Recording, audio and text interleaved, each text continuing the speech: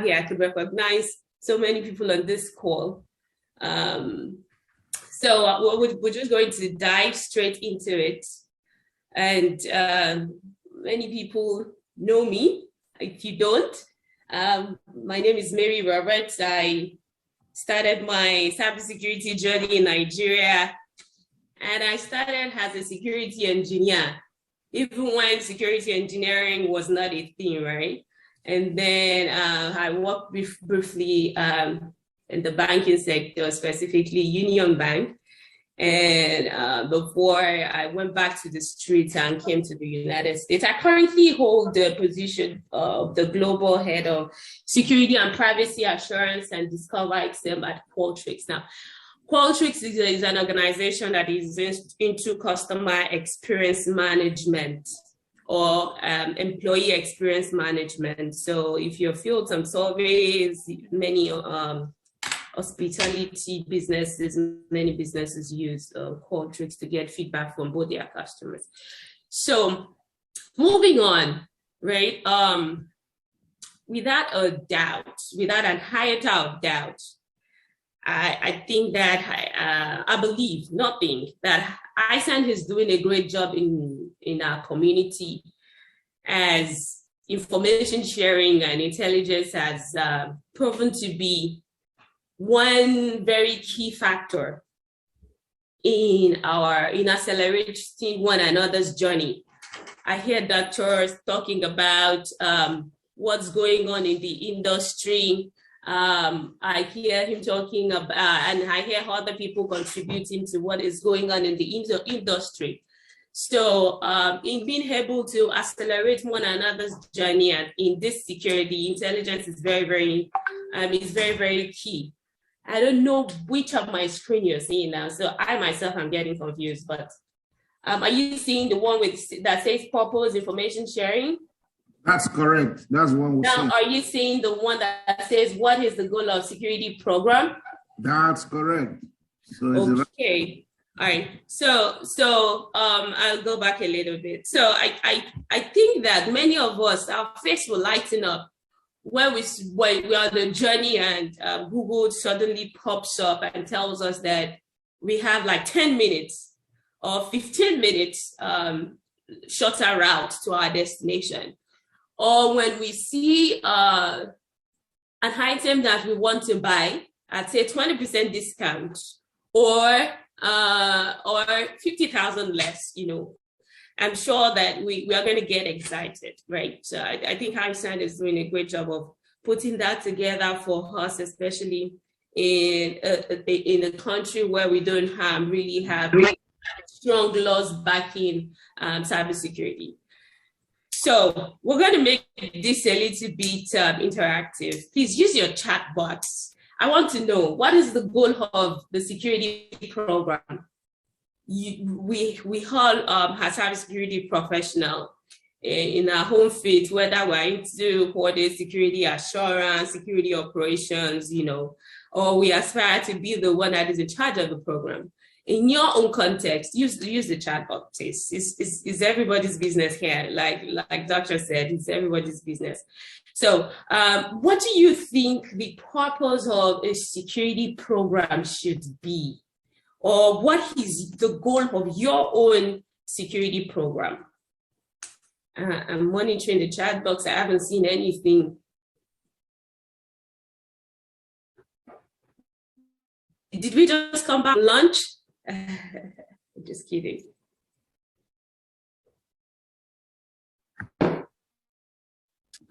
Okay, nobody wants to talk to me. Risk reduction to protect life and property. Thank you, Akin. Thank you, Cyrus. Anything else? Okay, I think those are enable the business to meet its objective. Thank you. That's my brother's namesake right there. So I think that all these responses are very, very valid, right?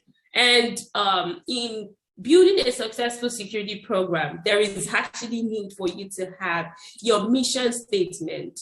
There is need for you to have to be able to define success for your program, for your organization. Because when that is not properly done, guess what's going to happen? There's going to be poor allocation of resources and time. There's going to be misleading metrics that create wrong incentives. And overall, there's going to be great failure of communication between the security practitioners and management, So, and we have been faced with this cost center thing for a very long time. So there is now need for us to begin to change that mindset and define success appropriately. So we should be able to say success is a material and measurable reduction in operational risk. I like the person that gave me that risk response. Thank you so much. So I feel like that is where we should be. Overall security goals should be minimizing risk and saving the organization money. I don't know of a board today or executive management today that doesn't speak the language or understand the language of risk, that does not understand the language of money, right? However, there are still so many boards that do not understand security incidents, that do not understand ransomware. Okay, ransomware, so what, right? So in enabling us to change that perspective, because for them, it boils down to profitability. Some may sugarcoat it and say, well, reputational damage. Some will say that, it is all about long-term shareholders' value, right? So what does the shareholder, the shares, what value does the shares have for the shareholders? Some would sugarcoat it like that, but at the end of the day, it is all about the profitability. So information security has been tagged the cost center. Now, changing this perception, we have to do something, right? Like somebody said that there should be two people in the business. The first type of people should be the people who make things, right? And the other set of people should be people who sell things. People who make things and people who sell things. I think they are quite correct, but where does that put us, right? So there is now this third set of us that are into the business of defending things, right? So in a business, there is those of us that defend things. Now, for those people that make things and those people that sell things, there are metrics, known metrics for quantifying their effort, right? These metrics are widely known, widely acceptable on the board, everywhere. Now, what about the metrics for those of us that defend things? What are the metrics that are available in the market today to quantify our efforts? So this is, opening our eyes to some possibilities of being able to quantify what we do in the cyber realm, being able to update. We're not asking that we append our strategy. We're asking that you have an open eye to what is going on in the industry and see what you can do to some of the problems that are at hand. So how we measure is critical to be building our relationship with the board. Is critical to building our relationship with senior management. You can talk about DDoS for all you care, about credential reuse, about web app exploitation, about ransomware for all you choose. Like my neighbor just talked about ransom whaling attack. So it's just simply means that even the C-level, they have some cybersecurity exemptions that they don't even understand cybersecurity. That's why those whaling attacks are quite successful. So for them, it's always about losing money, and we need to be able to play that card with them. Cybersecurity groups can also approach risk the same way insurance companies approach risk. So those firms would not write, insurance is big deal here, right? So they won't write policies without understanding the risk.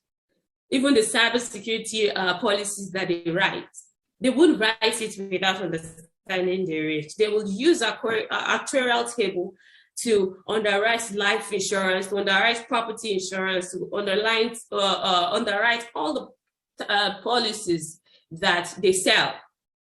So now it's our turn to start to think about how we can measure up, how we can start to think about and understand the potential, or let's start quantifying the loss in an acceptable manner, in the dollar and the naira manner. So this, and there are some strategies that we have tried in the past. You know, if I may pause here, not to point fingers or anything, but what are some of the things that do you think? Let me put it this way: which security program? You know what? Let me just move on here. So there are two things that we have tried in the past and has failed. It has failed us, and those strategies need to actually change. Now, guess what? The first one is a compliance-focused strategy, which is geared towards business enablement, right? I work for a SaaS company, and you know, my colleagues that are in sales department are always after me for our latest PCI shirts. They are our latest ISO cert, our latest high trust cert. They are bothering me about vendor risk assessment and things like that. But this strategy in time past has proven to fail. And I say that because when you think about corporations that are often cited, even in textbooks, as an example of devastating breaches that they suffer, you will hear Target, right? Target is one of the largest retail stores here. When Target was breached in 2013, they were PCI certified, right? And the initial access was actually originated from a third-party HVAC company that they used. And at that time, PCI was not requiring third-party access risk auditing. So they weren't talking about supply chain management, right? Now, what compliance does for us at the end of the day is provide this checkbox type of mentality. If you are asked to have a 24/7 security operations center and you outsource that to a company that is not competent, you've met the compliance requirement. However, how effective is that? Now, unless, of course, the compliance requirement also asks you to check the effectiveness, but they don't ask to check effectiveness of everything. They ask to check the effectiveness of access, not of everything for the most part. And if you're asked to build a fence and you make a fence out of a material that is not strong enough, you know, you've built a fence. Then the second thing that compliance does for us is that the second problem with compliance is that it's not updated regularly. Guess what? For more than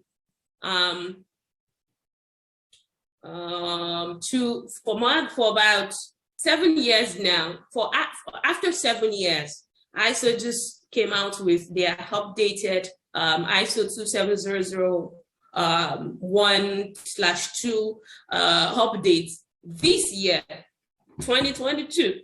The last time I checked was 2015, I think. You know, so they just came up with a new one, And they are now addressing something that has been in the industry, that's been negatively impacting the industry for a couple of years now. In fact, for more than 7-8 years now. We're going to touch on some of those, right? So they don't get updated regularly. The ones that get updated on annual basis, but they don't even go deep dive into the controls. They may be updating their scoring methodology. They may be doing 1Z, 2Z stuff in there, but it's not an holistic approach. And then the harder failed strategy is the threat-focused strategy. There is a new security solutions on the block, a solution on the block. We need it. Or without minding whether or not that solution actually impacts your industry or your own organization, you know. And this just leads us to expending time and resources on threats that are not real risk. And it ends up making us miss out on opportunities to address real risk. Now, you look at, for example, you look at Ancestral. Ancestral is a type of malware that acts as a Trojan. It is capable of downloading additional Trojans, right? So Ancestral was first typically, the payload is typically delivered by email. And when it surfaced in 2014, what made it worthy of attention was the fact that it could hollow, right? So it could inject code into legitimate processes to disguise itself from endpoint security solutions. Now, if somebody comes to you at that time and say that, well, Ancestral is a thing, there's need for you to guard against things like this or threats of malwares like this. Now, if you weren't sure that your endpoint security controls, such as your antivirus or your EDR clients, are capable of detecting Ancestral's process of hollowing, and you determine that, well, there is a gap in my control, now I need to buy a tool that can stop Ancestral, you just end up stocking up on security controls that are not required, right? And then not every cyber threat is risk, especially if your controls that exist is able to defeat those risks. So this is it a bit for us to now start to look at risk from a different lens, look at risk from a point of understanding, right?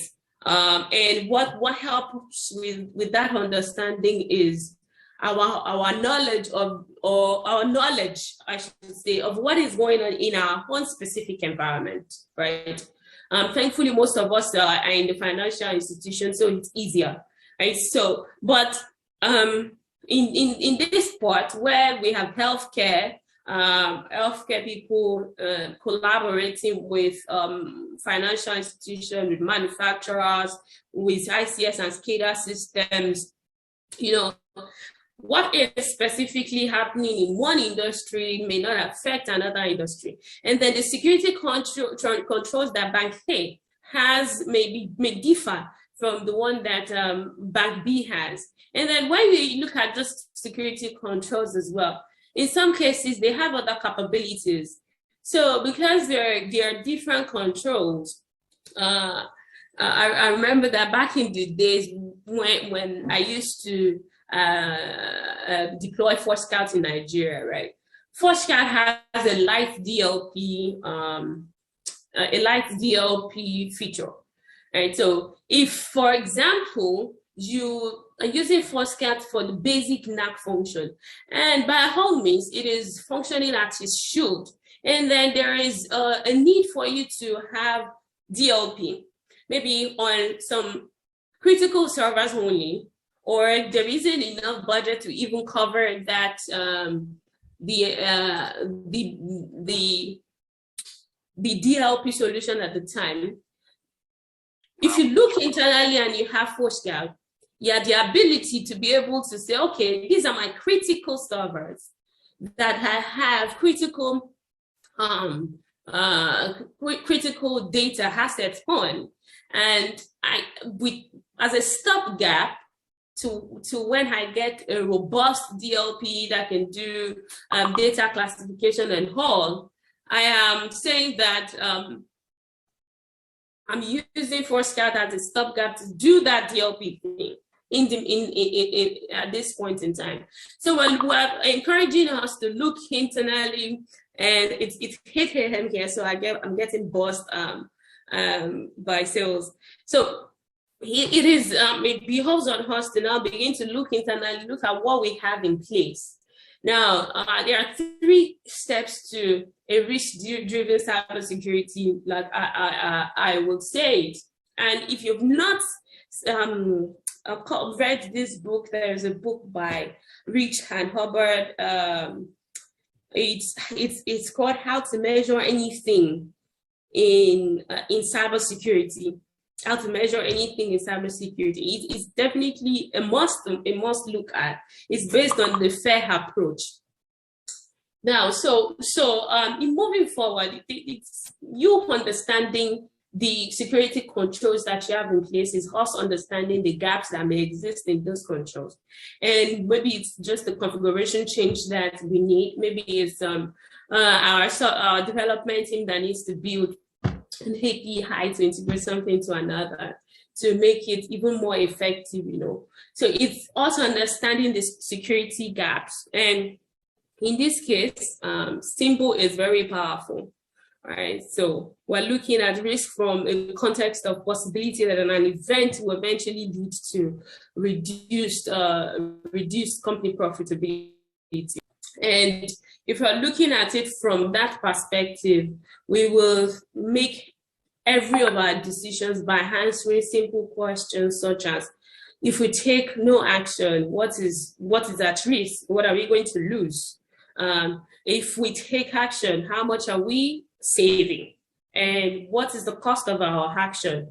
Many of us in our CISSP journey, in our past training, I've always known that risk is likelihood multiplied by likelihood of occurrence multiplied by whatever. The formula got lost just now. So the relevant threat deltas as well go a long way to help us identify some things that are changing. Now, how do we identify these threat deltas? The adversaries, like Dr. said, have been moving even faster than we think. Now, even though they've been moving, their strategy is not completely new. It is not completely, it's a ransomware distro that comes out today is not completely different from what has been existing, right? Although there may be variants, right? But these threats, and those they don't really necessarily incapacitate the current controls that we have in place.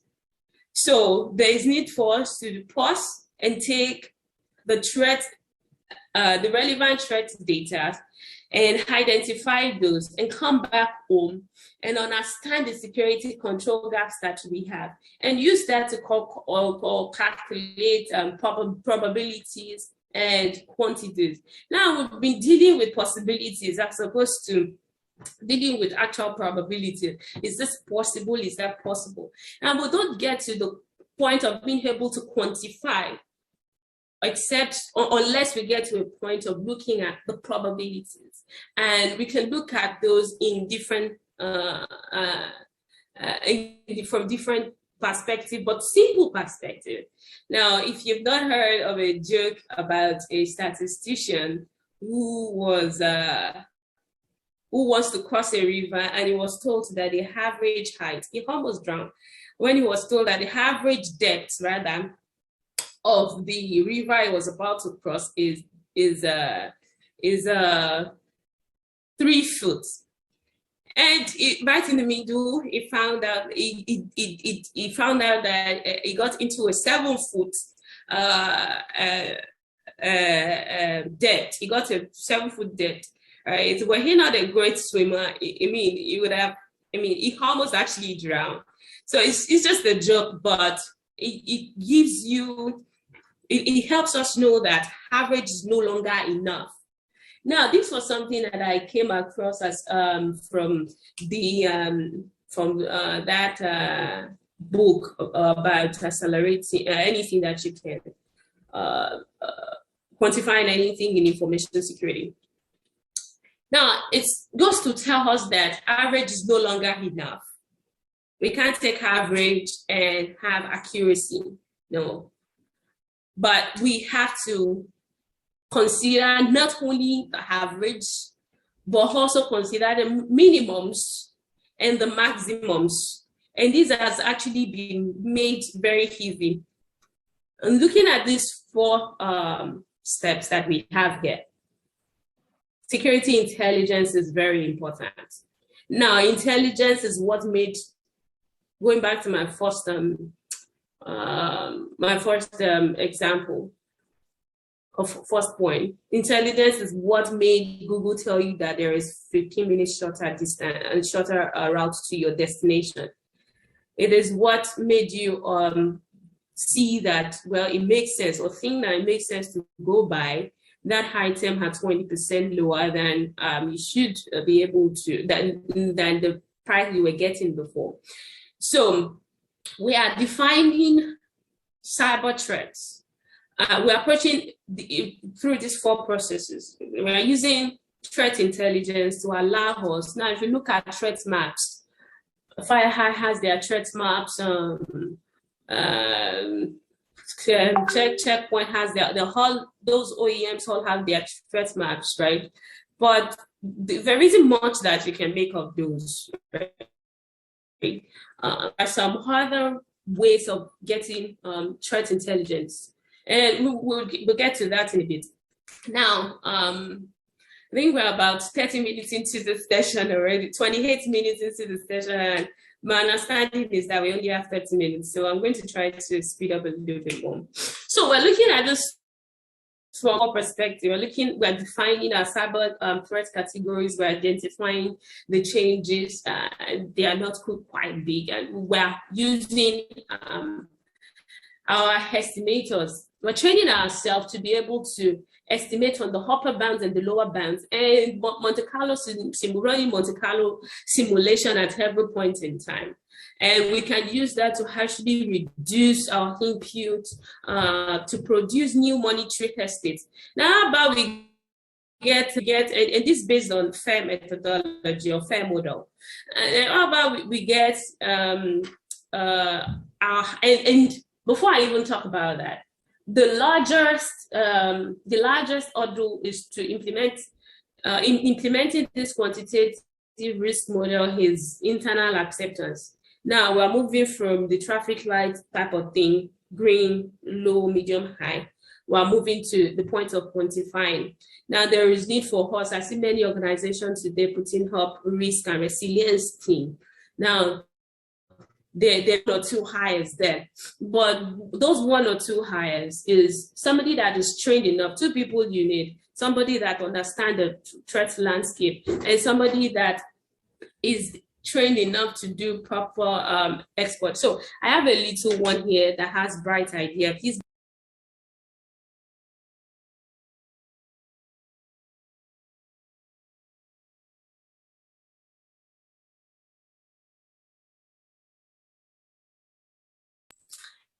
Apologize for the break in transmission. Everybody's still with me?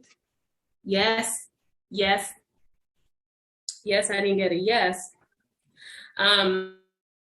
So we are answering, asking several questions about how we discover this RTDs in a timely manner, how we make relevant changes, or how we separate the relevant ones from the irrelevant ones, and how much we need to adjust our estimates.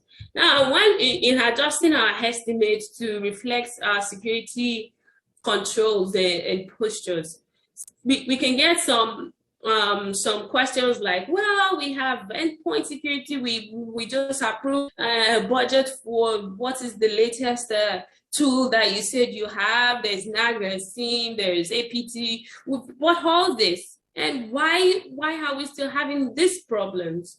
Now, we can then also, this is what and how an excerpt of such simulation looks like. Now, this I got from Recorded Future. Now, this is looking at commodity malware, web app exploitation. There are steps to get in here. So when you're looking at the